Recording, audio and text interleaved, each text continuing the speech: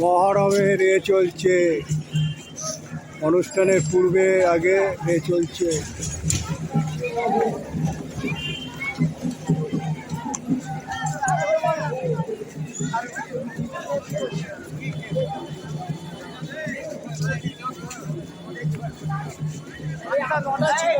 এটা মহরমের কি করবে চলছে না?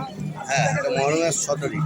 কি এটা মহরমের আজকে 6 তারিখ। 6 তারিখ? হ্যাঁ, এটা 6 তারিখে আমাদের একটা আলম বেরোবে, যেটা আমাদের আগা সাহেবের কুটিতেই যাবে। হ্যাঁ, ওখান থেকে আবার রিটার্ন ঘড়িঘড়ি ইমামবাড়াতে শেষ। এটা এটা এটা কি আবার চলবে তো?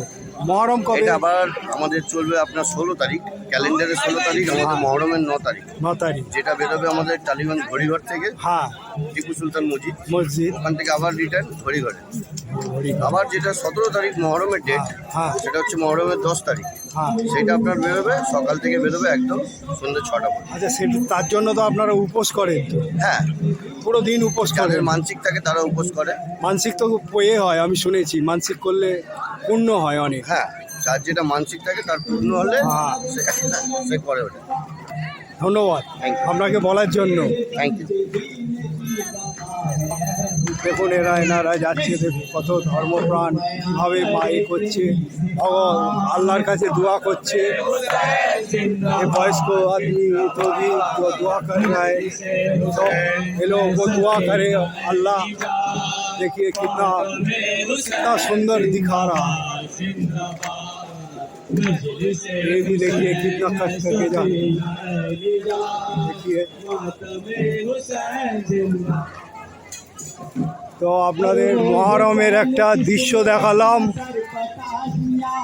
এই দৃশ্যটা দেখবেন। ওনারা বলল ওরা মহরমের কি 6 তারিখ 16 তারিখে মহরম পালন করবে। তা খুব সুন্দর, বেশ বললো এখান থেকে ঘড়িঘর থেকে টিপু সুলতান মসজিদ। খুব ভালো লাগলো দেখে। ওরা উপোস পালন করবে, সব যাচ্ছে দলে দলে। এই তা আপনাদের এই মহরমের একখানা মিছিল দেখালাম, তা দেখে আমরা লাইক শেয়ার করে দেবেন। মহরমের যেটা দেখালাম